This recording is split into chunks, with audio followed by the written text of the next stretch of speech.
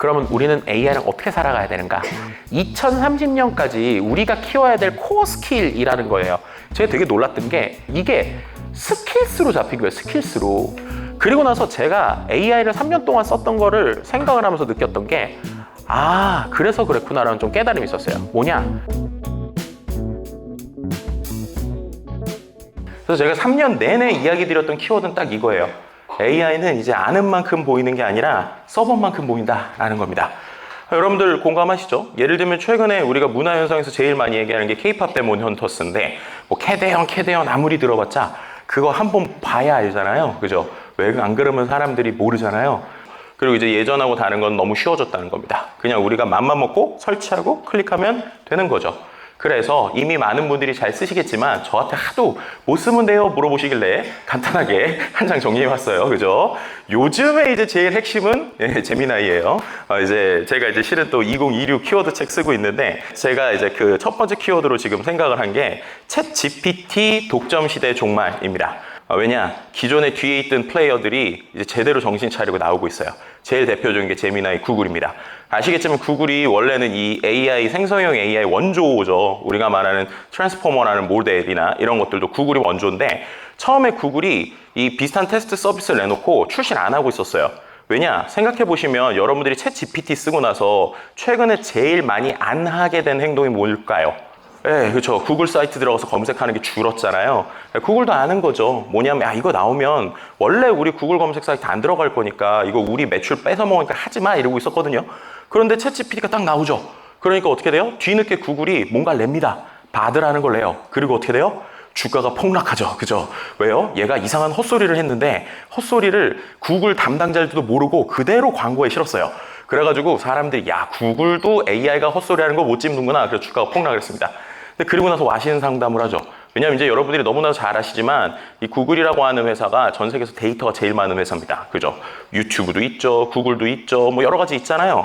그러니까 AI가 데이터 많이 줘야 똑똑해지니까 얘네들이 어느 순간부터 집중을 해가지고 AI한테 데이터를 막 주기 시작하니까 얘네가 말도 안 되게 성장하기 시작합니다. 그래서 최근에 이 구글이 아주 무서운 상황으로 보여주고 있고요. 뭐 그 외에도 다양한 서비스들이 등장하고 있는 시대입니다. 그리고 지금의 변화를 2023년부터 2025년까지를 세 줄로 정리하면 이렇게 되는 것 같아요. 자, 이게 무슨 말일까요? 2022년 11월 30일에 챗GPT가 나왔죠. 그리고 우리가 본격적으로 쓰기 시작한 게 2023년입니다. 2023년에는 사람들이 AI를 보고 딱 첫 줄 같았어요. 뭐냐? 와, 얘가 대답을 하네. 와, 얘가 말을 하네. 신기하다. 이랬습니다. 근데 2024년이 되니까 마치 이제 사람들이 그 외계인하고 대화하는 방법을 좀 익힌 것처럼 이렇게 질문을 했더니 이렇게 답변이 나와. 오, 신기하다. 야, 너도 아는 거 알려줘. 이러면서 어떻게 돼요? 서로의 방법을 공유하면서 내가 원하는 의도대로 얘가 답변을 하기를 우리가 받아내기를 원하는 시대로 됐어요. 2025년 지금이 되니까 사람들이 기대감이 너무 커졌어요. AI한테. 그냥 모르겠고 네가 그냥 다 해. 네가 알아서 해. 이렇게 하고 있습니다. 근데 AI도 정말로 거기에 맞춰서 조금씩 똑똑해지고 있어요. 그래서 지금은 어떻게 되느냐? 의도에 따라서 알아서 하기를 원하는 시대로 가고 있고 그걸 우리가 이른바 에이전트라고 부르고 있습니다. 정말로 기술의 변화가 너무나도 빨리 우리에게 오고 있구나라는 것들을 이 3년의 변화 동안에 많이 느끼는 것 같아요. 생성형 AI가 엄청난 시장을 촉발시키고 있어요. 그래서 이게 그 엔비디아의 젠슨 왕이 올해 CES랑 그 다음에 이제 GTC라는 행사에서 또 보여줬던 장표인데 AI의 미래에 대한 이야기입니다. 이거 쉽게 설명드리기 위해서 햄버거에 비유하면 되게 쉬워요. 햄버거에. 기존에 AI한테 실제 햄버거를 카메라로 보여주면서 이거 뭐야? 라고 물어봐요. 그러면 AI가 이거 맛있는 햄버거예요 라고 얘기하는 게 요 단계입니다. 퍼셉션 AI. 그래서 사람의 목소리를 인지하기도 하고요. 이미지를 인지하기도 하고요. 동영상을 인지하는 우리가 말했던 딥러닝이라고 많이 불렀던 그쪽 영역에서 이걸 많이 했죠. 이게 최근에 이슈가 되는 거죠. 생성형 AI. 그럼 생성형 AI는 뭐예요? AI한테 햄버거를 그려봐 이렇게 시킨 거예요. 근데 사람이 먹음직스럽게 먹는 모습으로 그려봐 이렇게 시켰어요. 너무 잘 그리는 거죠. 그래가지고 어떻게 돼요? 너무 잘 그리네? 하면서 실제로 제 배가 고파오는 거예요. 그죠? 배가 고픈 겁니다. 그래서 AI한테 나 배고픈데? 라고 그래요. 그랬더니 AI가 배고프시군요. 그러면 제가 햄버거를 주문해 드릴게요. 라면서 어떻게 되는 거예요? 저는 그냥 웹사이트를 딱 키고 햄버거 사이트에 후룩 들어가가지고 마우스로 막 보다가 우리 주인님이 생각해보니까 치즈버거를 좋아하지? 치즈버거 고르자. 주문까지 하는 게 에이전틱 AI입니다. 뭐예요? 실제로 얘가 워킹을 하는 거예요. 동작을 하는 겁니다. 일을 시키면 보고서 써봐. 그럼 대충 초안만 쓰고 끝나는 게 아니라 시장 조사도 하고 모도해서 결과물을 내놓는 거고, 홈페이지 만들어봐. 그럼 대충 요것만 하고 끝나는 게 아니라 제가 이것저것 해서 홈페이지 초안까지 만들고요. 게임 만들어봐. 그러면은 제가 호로록 해가지고 게임까지 만드는 일을 하기 시작하는 게 에이전틱 AI입니다. 그래서 아까 햄버거로 돌아가면 실제로 배달을 했죠. 배달을 했더니 배달원이 햄버거집에 가요. 그랬더니 패티를 사람이 굽고 있는 게 아니라 로봇이 굽고 있는 거예요. 그게 뭐예요? 피지컬 AI입니다. 결국에는 이 생성형 AI가 이 시장을 촉발시키면서 가고 있는데 왜 우리가 트렌드를 보기 어려웠느냐? 이게 단계별로 가는 게 아니라 병렬적으로 같이 가기 때문입니다. 그래서 생성형 AI는 생성형 AI대로 진화하고, 에이전틱은 에이전틱대로 진화하고, 피지컬은 피지컬대로 진화하고 있는 모습을 우리가 볼 수 있는 거죠. 야, 에이전트가 생각보다 너무 빨리 진화하는 거예요. 그래서 원래는 제가 이제 올 미래라는 표현을 썼는데, 제가 책 쓰고 나서는 와 있는 미래라는 표현을 합니다. 왜냐하면 진짜로 우리한테 와 있고 흔적들이 막 있어요. 2025년에 그럼 에이전트는 좀 어떤 식으로 흐름이 있었는지 한번 또 흐름을 따라가 보도록 할게요. 2023년 11월에 빌 게이츠 선생님께서 이메일을 종종 보내세요, 전체적으로. 근데 어떤 메일을 보내셨냐면, 야, 내가 마이크로소프트 만들고 윈도우 만들었던 사람인데 패러다임이 전환할 것 같아. 내가 봤더니 5년 내로 우리가 컴퓨터를 사용하는 방식이 다 바뀔 것 같아. 근데 그게 에이전트야 라고 얘기를 합니다. 에이전트의 정의를 뭐라고 그러냐면, 앞서서 설명하셨던 것처럼 자연어, 그러니까 우리가 챗GPT랑 이제 우리 인간의 언어로 대화하잖아요. 그런 식으로 우리가 인간의 언어로 얘기를 했을 때 반응을 해요. 두 번째가 중요한데, 그냥 일을 하는 게 아니라 사용자에 대한 지식을 기반으로 일을 합니다. 챗GPT의 범용 버전하고 기존하고 제일 다른 게 그거죠. 우리가 초기 챗GPT는 인터넷에 있는 정보로만 했잖아요. 근데 아까 보여드린 대로 얘가 나를 기억하기 시작한단 말이에요. 얘가 나를 기억하기 시작하는데 그게 챗GPT만 그런 게 아니라 최근에 클로드나 구글에도 다 메모리 기능들이 생기고 있습니다. 나를 기억하니까 어떻게 돼요? 나에 대해서 일을 더 잘해주는 거예요. 그러니까 어떻게 돼요? 자연어에 반응을 하고 나에 대한 지식을 기반으로 다양한 작업을 수행할 수 있는 유형의 소프트웨어가 되는 거예요. 그럼 작업이라는 게 뭐예요? 아까 챗GPT는 챗GPT 안에만 있었는데 주문을 하려고 그러면 어떻게 해야 되겠어요? 지가 웹사이트에 들어가야죠. 지가 웹사이트에서 막 스크롤을 해야죠. 지가 클릭을 해야죠. 그런 동작을 할 수 있는 권한들이 붙기 시작합니다. 그러면 그게 진짜 떠올리면 사람하고 똑같다라고도 이제 생각할 수 있는 거죠. 사람도 일상의 언어로 대화를 하고 저 사람에 대한 기억을 기반으로 손을 갖고 마우스 클릭을 하는데, 컴퓨터도 손이 아니지만 마우스를 컨트롤할 수 있다. 그러면은 컴퓨터 안에서 되는 건 되겠네? 라고 생각하는 게 에이전트이고, 그렇게 되면은 우리가 마우스로 컴퓨터를 컨트롤하는 게 아니라 말로 시키면 되겠구나 라고 하는 어떤 인터페이스의 변화에 대한 생각을 할 수 있게 되는 겁니다. 그래서 실제로 이걸 느낄 수 있었던 시기들이 올해 좀 많이 있었어요. 올해 상반기까지 아예 별도로 오퍼레이터라는 사이트가 있었어요. 혹시 오퍼레이터 사이트 보신 분? 네, 없으실 거예요. 왜냐면 이거를 그때 보려면 $200짜리를 가입을 했었어야 됐어요. 그죠? 근데 굳이 쓸 필요는 없었어요. 왜냐면 성능이 별로 안 나와요. 근데 이 오퍼레이터의 특징은 뭐냐면 얘가 주문도 하고 예약도 하는 걸 느리지만 해보긴 해요. 해보긴 합니다. 그리고 이게 국가별로 좀 달라요. 그래서 우리나라에서는 야놀자하고 그 다음에 카카오 선물하기가 붙어 있었거든요. 그럼 얘한테 뭘 시킬 수 있는 거냐면, 쉽게 말해서 야, 너 호텔 예약해. 그러면 저 대신에 얘가 마우스 클릭해서 막 하는 거예요. 그래서 그거를 제가 이제 시켜봤죠. 마침 3월쯤에 제가 결혼기념일이 있어서 얘한테 한번 이렇게 시켜봤어요. 다음 주 토요일 날 내가 2명이서 숙박을 할 수 있는 호텔을 좀 예약했으면 좋겠는데, 서울에 있는 20만 원 미만의 호텔이었으면 좋겠고, 실은 다음 주 토요일이 결혼기념일이라서 와이프랑 즐겁게 보낼 수 있는 숙소를 추천해주세요. 그랬어요. 그랬더니 얘가 어떻게 하느냐, 웹브라우저 안에 웹브라우저를 하나를 더 띄워요. 가상의 웹브라우저를. 그래서 거기서 지가 야놀자 사이트를 들어갑니다. 그다음 들어가서 보는 거예요. 봐가지고 얘가 처음에 호텔을 딱 골라요. 왜냐면 서울이라고 했고 카테고리에 호텔이 있으니까. 그리고 어디로 갈까요? 했더니 서울이라고 그랬잖아요. 그러니까 눌러서 지가 서울을 골라요. 그렇게 하면서 옵션을 고릅니다. 하나하나 골라요. 그리고 나서 체크인, 체크아웃을 딱 정해요. 그리고 나서 저한테 주인님 저렇게 해가지고 예약을 했어요. 결제를 해드릴까요? 라고 마지막에 화면을 딱 보여주는 거예요. 이렇게 해서 얘가 고르는 게 뭔지 아십니까? 제가 이걸 딱 보여줬더니 저희 와이프가 저를 이렇게 봐요. 왜냐? 얘가 뭘 골라줬냐면 동대문에 있는 러브호텔을 하나 골라줬어요. 그죠? 근데 이제 궁금하잖아요. 그럼 얘는 왜 그 수많은 것 중에 이걸 골랐을까? 그래가지고 제가 막 뜯어봤어요. 뜯어봤더니 이 호텔의 특징이 뭐였냐면, 이 호텔을 소개하는 해시태그에 딴 데 없는 게 맨 앞에 있었는데 뭐냐? 샵 로맨틱이 붙어 있더라고요.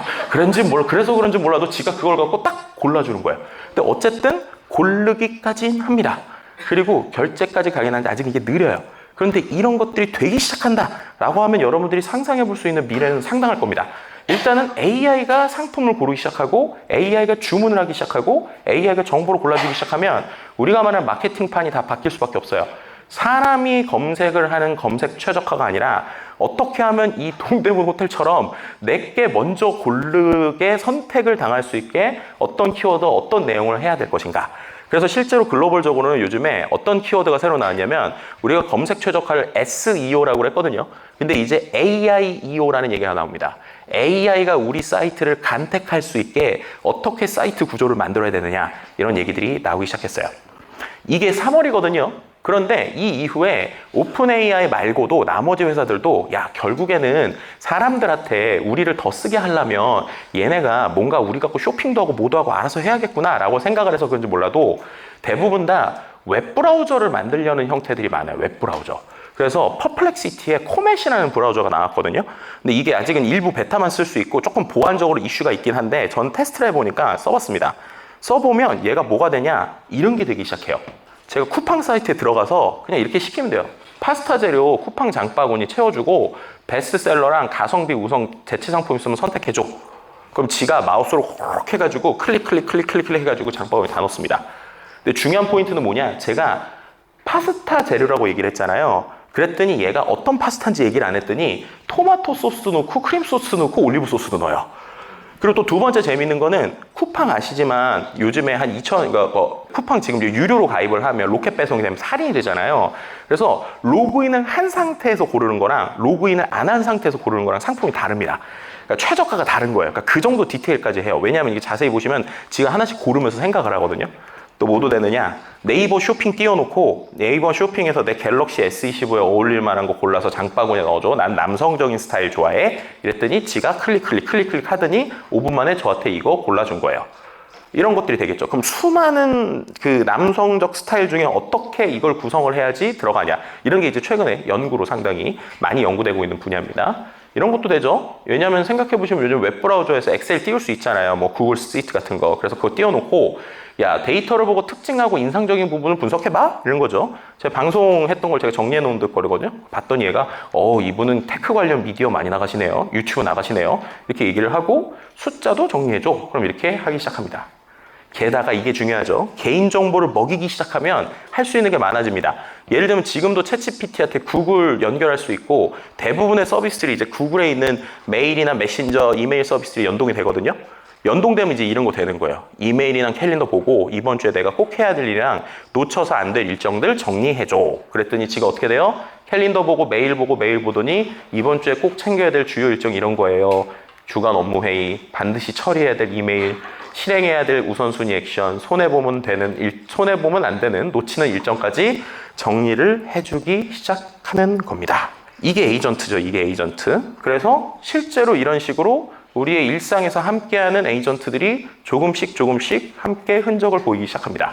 이것이 과연 우리의 어떠한 일상이나 아니면 우리의 비즈니스를 어떻게 바꿀 것인가에 대해서 여러분들이 생각을 해보셔야 됩니다.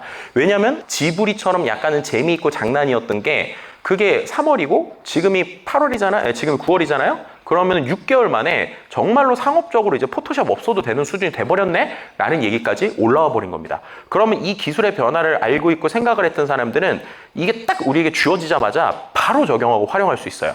여러분들 보시면 알겠지만 최근에 야나두인가요? 거기에서 되게 VO3 활용해가지고 흑인하고 할머니가 막 영어 재밌게 하는 거에서 쇼츠가 대박이 났거든요. 몇 천만 뷰 나오고 그러는데 그것도 다 구글 VO3로 정말 돈 안 들이고 그냥 좀 그 가입비는 내야겠죠. 그리고 나서 몇 번 만들어서 그냥 만든 겁니다. 그런 형태들이 정말로 우리에게 실제 우리의 삶과 비즈니스를 바뀔 수 있게 다가오고 있는 형태가 왔다라는 것이죠. 에이전틱 AI 어떻게 동작할까요? 이 세 가지 키워드가 좀 합쳐진 것 같아요. 제일 중요한 게 추론이죠. 추론이라고 하는 거를 쉽게 설명하면 AI에게 일머리가 생겼다라고 표현을 하는 게 좋을 것 같습니다. 일머리가 생겼다. 기존의 챗GPT를 제가 보통 비유를 할 때 어떻게 비유를 하냐면 똑똑한 인턴 사원 이렇게 많이 표현을 했던 것 같아요. 똑똑은 한데 인턴 사원이에요. 뭐냐? 일을 안 해봤어요. 그래서 얘한테 일을 시키면 지 맘대로 합니다. 그래서 얘는 어떻게 시켰어야 돼요? 되게 구체적으로 구구절절히 일을 시켰어야 됐죠.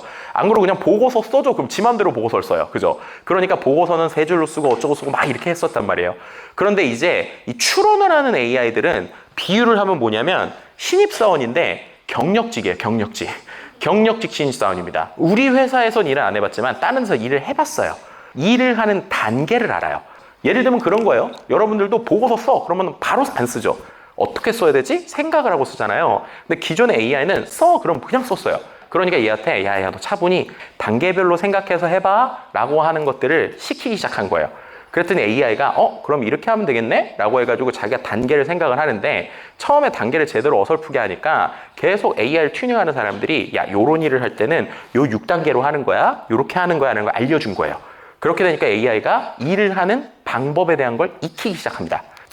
이런 추론에서 되게 올해 또 가장 큰 변화를 보여줬던 계기가 언제였냐면 이때예요. 2025년 4월에 GPT의 O3랑 O4라는 모델이 등장을 하거든요. 근데 이때부터 추론이 이미지를 기반으로 한 추론도 되기 시작합니다. 말도 안 되는 걸 시키면 이제 얘가 시도를 하기 시작한다는 거예요. 이게 실제로 이제 그 오픈 AI에서 했던 데모거든요. 자, 여러분들이 이 사진 주고 여러분들의 선임이 다음 배에서 큰 배 이름하고 다음 정보가 어디인지 알 수 있어 라고 물어봤다. 여러분들은 무슨 생각을 하실까요? 아, 얘가 나를 싫어하는구나 이렇게 생각을 하겠죠. 그죠? 근데 얘는 어떻게든 합니다. 이게 되게 중요해요. 어떻게든 합니다. 그럼 어떻게 하느냐? 일단은 저 이미지를 지가 막 확대를 해봐요. 뭔가 힌트가 있으면 그 힌트를 찾아요. 없어요. 그럼 또 잘라봐요. 그러다 힌트가 있으면 그 힌트를 갖고 막 인터넷도 찾고 하고, 만약에 힌트도 없다 그러면은 저한테 이게 너무 픽셀이 저화질이라서 안 되니까 더 고화질을 주세요 라고 얘기를 합니다. 근데 어쨌든 시도를 한다는 거예요. 이게 몇천만 원짜리가 그렇게 하는 거라고요? 아니요. 여러분들 깔려있는 챗GPT 22달러짜리가 이미 이렇게 하고 있습니다. 자, 이걸 보고 무슨 생각이 드세요? 저는 일단 이걸 비즈니스적으로 연결하면 부동산 관련 어떤 서비스를 하시는 분은 어떻게든 뭔가 연결하면 뭐가 되겠구나 라고 생각을 하시는 분도 있고요. 저 같은 사람은 무슨 생각을 하느냐, 이거 이제 우리 와이프한테 사진 잘못 보내면 큰일 나겠다 이런 생각을 하죠. 그죠? 제가 이제 기자님들하고 좀 많이 친한데 기자님들 중에 유독 이거를 제가 보여드렸더니 좋아하는 분야의 기자님이 계세요. 어떤 분야실까요? 맞아요. 연예부 기자님들이 그렇게 좋아하세요. 그죠? 이걸로 내가 스캔들을 찾을 수 있을까 막 이렇게 생각을 하고, 그죠? 그런데 또 한마디로 생각하면 되게 무섭죠. 그죠? 이거 내 위치, 내 인스타그램 사진 이거 갖고 막 다 되겠는데? 라는 생각을 합니다. 그래서 AI를 써보면서 느끼는 거예요. 근데 이렇게 추론할 수 있는 녀석들, 정말 이 이미지를 갖고 이렇게까지 추론할 수 있는 녀석들이 여러 가지 서비스에 들어가기 시작합니다. 그리고 도구가 이제 가능해졌다라는 거에서 또 재밌는 거 하나 알려드리면, 삼성폰으로 제미나이 쓰시는 분들은 앱에 들어가면 이런 게 이미 있어요. 삼성 앱으로 더 많은 일을 처리하세요. 이래가지고 뭐 생산성, 삼성 노트 막 이런 걸 켤 수가 있거든요. 그럼 이걸 키면 뭘 할 수 있는지를 설명을 드릴게요. 매주 금요일에 부모님한테 전화드리려고 알려줘 라고 하면은 이거를 제미나이 사이트 안에서 기억하는 게 아니라 지가 앱을 켜요. 삼성 리마인더에다 저장을 해드릴까요? 얘기를 해요. 그래서 제가 삼성 리마인더 이랬더니 승인을 했더니 어떻게 하느냐, 그 다음부터 제가 매주 뭐 해줘 그러면 지가 삼성 폰 안에 있는 리마인더라는 앱에 저장을 하기 시작합니다. 이게 되게 큰 변화죠. 왜냐하면 얘가 이 안에만 있는 게 아니라 스마트폰에 있는 앱들을 컨트롤하기 시작하는 거예요. 그럼 좀 더 지나면 어떻게 될까요? 택시 불러. 그러면은 얘가 알아서 카카오를 고를지 우버를 고를지 선택해가지고 그 안에서 고르기 시작을 하는 겁니다. 그죠? 그렇게 되면은 앱 생태계가 완전히 바뀔 수 있어요. 앱을 하나하나 선택하는 게 아니라 얘네한테 간택당하는 게 중요해지는 거예요. 그죠? 그런 변화들이 이제 생기기 시작합니다. 물론 이렇게 되면 장점은 여러 가지 데이터를 안다는 거지만 단점은 오겠어요? 보안에 엄청 취약해질 수 있습니다. 그죠? 그래서 보안에 대한 연구를 반드시 같이 해야 되고, 아까 말씀드린 대로 많은 것들이 연결이 되기 시작할 거니까 와, 이게 되게 파급력이 커지겠구나. 그리고 우린 지금 신난다고 쓰지만 이거 잘못하면 또 큰일이 생기겠구나 라는 두 가지 양가적 감정을 최근에 좀 느끼고 있는 상황입니다. 직장인 관점에서는 그러면 이 AI의 역량을 어떻게 활용할 수 있을까요? 일단은 제일 먼저 많이 활용되고 이미 지금 쓰고 있는 게 저런 거죠. 업무의 자동화, 고동화. 이제 구글이 이번에 정책을 바꿔가지고 여러분들이 그 지메일을 기업용 계정으로 쓰시는 분들은 무조건 의무적으로 이제 그 구글의 이 에이전트들이 다 들어가졌어요. 그러면서 가격이 올랐습니다. 나쁜 구글, 그죠? 네, 뭐냐면 그 기능을 쓰든 안 쓰든 간에 기본적으로 가격을 올려버렸어요. 구글 워크스페이스. 네, 나중에 아실 거예요. 그럼 그런데도 이미 이런 게 돼요. 뭐냐면 이메일 보고 요약하거나 초안 써거나 이런 게 지금 Gmail에 이제 다 들어갑니다. 그래서 어떻게 돼요? 이메일을 자동 관리하거나 회의록 작성하거나 이런 것들은 다 이제 우리가 쓰는 거고요. 그리고 조금 더 진화하면 이렇게 되겠죠. 의사결정을 보조하는 시스템. 아까 보여드린 것처럼 의사결정이나 시나리오 같은 거. 그리고 이제 우리의 성장 파트너이자 AI를 멘토라고 하긴 좀 그렇지만 어쨌든 AI가 우리와 함께 뭔가를 할 수 있는 수준으로 나아갈 겁니다. 그리고 이미 AI랑 같이 공부하는 방법이 있어요. 어떻게 하시면 되냐면 챗 GPT의 옵션에 보시면 함께 공부하기라고 하는 기능이 생겼습니다. 그리고 비슷하게 제미나이에도 다 스터디 기능들이 생겼어요. 그래서 그걸 누르고 물어보시면 얘는 바로 답변을 하는 게 아니라 예를 들면 내가 금융에 대한 정보를 공부하고 싶어 이러면은 어떤 거부터 함께 할까? 그러면서 마치 예전에 그리스식으로 하나씩 물어보면서 답변을 할 수 있는 구조가 생겼습니다. 그래서 그런 것도 활용해 보시면 좋을 것 같아요. 자, 그리고 이제 우리 조직은 어떤 식으로 바뀔까요? 실제로 이 부분에 있어서 마이크로소프트가 최근에 상당히 많은 연구를 하고 있습니다.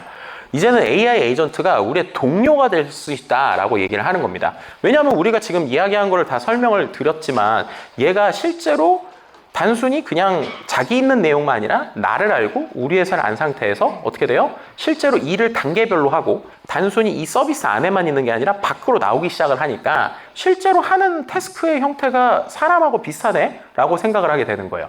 지금은 우리가 여기죠. 인간하고 AI가 반복적인 업무를 보조해서 인간의 효율을 높이는 정도의 방식입니다. 그런데 이제 요즘엔 이렇게 가고 있어요. 이게 무슨 말이에요? 예전에는 사람이 챗GPT 하나만 썼다.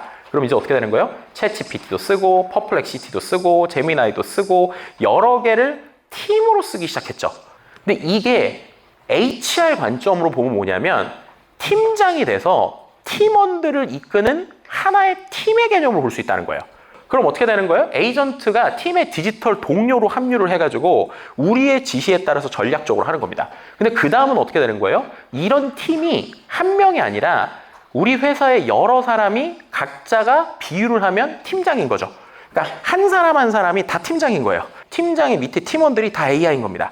그래서 이런 식으로 일을 하는 형태로 갈 거다. 그럼 인간의 방향을 제시하면 에이전트가 전체 업무 흐름을 주도하고 인간이 필요할 때만 개입하는 이런 형태의 흐름으로 갈 것이다 라는 겁니다. 그럼 이렇게 되면은 조직의 형태들도 상당히 많이 바뀌고 생각보다 유연하게 바뀔 확률이 높다라는 것이죠. 예를 들면 지금은 우리가 부서 단위로 움직인다고 치면 이때의 변화가 되면 마치 모든 팀이 태스크포스, TF, 임시팀이잖아요. 근데 임시팀의 형태처럼 항상 유연하게 움직일 수도 있게 될 것이다 라고 지금 마이크로소프트 측에서는 좀 얘기를 하고 있어요. 근데 정말로 그렇게 될지 모르겠지만 어쨌든 확실한 거는 한 명의 개인이 팀장의 역할을 할 수 있는 시대는 확실히 된 것 같습니다. 그리고 그런 것들을 가르쳐 이제 우리가 에이전트 보스라고 부르기 시작을 합니다. AI가 보스가 아니라 한 사람 한 사람이 에이전트의 보스가 된다는 거예요. 그렇죠. 그래서 모든 직원이 에이전트 기반으로 스타트업의 CEO 같은 형태가 돼서 각자 에이전트를 만들고 업무를 위임하고 관리하는 방식으로 이끌어 나간다라는 겁니다. 그러면 기업들은 이런 걸 어떻게 도입을 해야 될까요? 이거 다 말씀드리고 나면 야 이거 빨리 도입해야지 이런 분들이 많거든요. 근데 절대 그러면 안 되죠. 기본적으로 단계별의 도입이 되게 중요한 것 같습니다. 처음에는 생성형 AI가 어떻게 할 수 있는지에 대해서 여러 가지를 타진을 해봐야죠. AI 도구가 먼저가 아니라 우리 업무의 태스크 단위를 정의하는 것부터 되게 중요합니다. 무슨 말이냐면 저한테 AI 어떻게 잘 써요? 라고 여쭤보시는 분들이 많은데 그럴 때마다 제가 하는 얘기가 뭐냐면 여러분들이 출근을 해서 퇴근할 때까지 하루 동안 무슨 일을 하는지 종이에 한번 적어보세요. 그거부터 시작입니다. 라는 얘기를 드려요. 우리의 워크플로우 자체를 먼저 구조화하고 거기에서 실제 이 업무를 할 때는 AI가 어디까지 도와줄 수 있지? 라는 걸 생각을 해봐야 돼요. 그리고 나면 여러 가지 도구를 써봤으면 여기는 그러면 내가 퍼플렉시티로 이런 식으로 하면 5분 동안만 해도 내가 원래 30분 하는 걸 줄일 수 있겠구나 라는 단계들이 나와요. 그리고 그러한 일들이 그룹 단위나 기업 단위로 가면 그 기업이 조금씩 전환됩니다.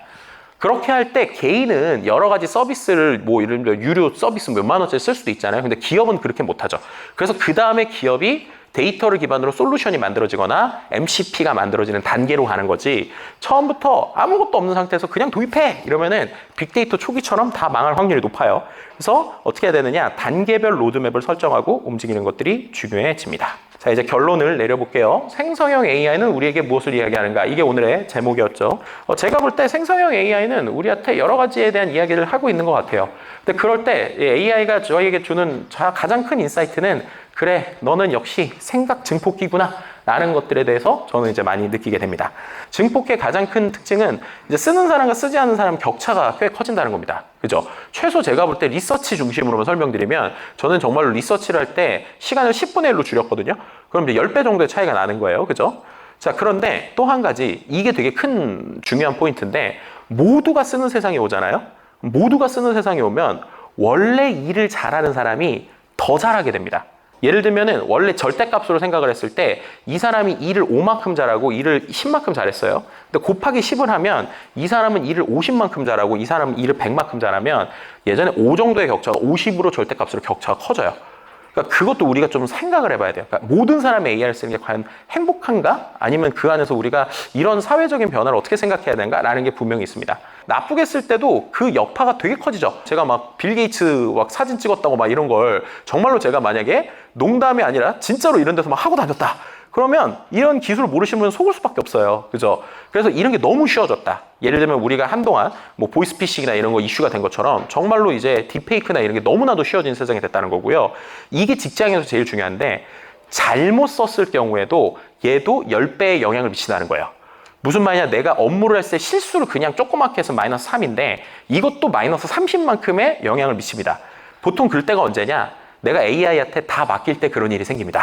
무슨 말인지 아시죠? 얘가 잘하네. 그래, 얘가 잘했다. 야, 보고서 냈어요. 그랬더니 기초적인 거 틀렸어요. 그러면 김 부장 왜 이런 거 틀려? 그럼 예전에는 김 대리가 이래서요. 이렇게 핑계라도 될 거라도 있어. 근데 지금은 없습니다. AI가 한 거는 다 여러분들이 잘못하신 거예요. 그죠? 그런 변화들이 있습니다. 그래서 우리가 말하는 어떻게 보면은 증폭기로서의 역할을 잘 알아야 된다라는 겁니다. 그리고 또 이제 인간으로서 그래서 우리가 AI 시대에 어떻게 살아야 되는가? 아까 말씀드린 대로 반복적인 업무는 진짜 AI가 계속 대체할 거예요. 그리고 상위 성과자들은 그러면 어떻게 해야 되느냐? 이게 되게 중요한 것 같은데 아까 말씀드린 대로 잘못 쓰지 않으려면 AI한테 다 맡기면 안 된다고 그랬잖아요. 실제 논문 결과를 보더라도 상당히 재밌는 게 AI를 지금 잘 쓰는 사람들은 생각보다 AI가 주는 결과물을 항상 비판적으로 보는 사람이라는 거예요.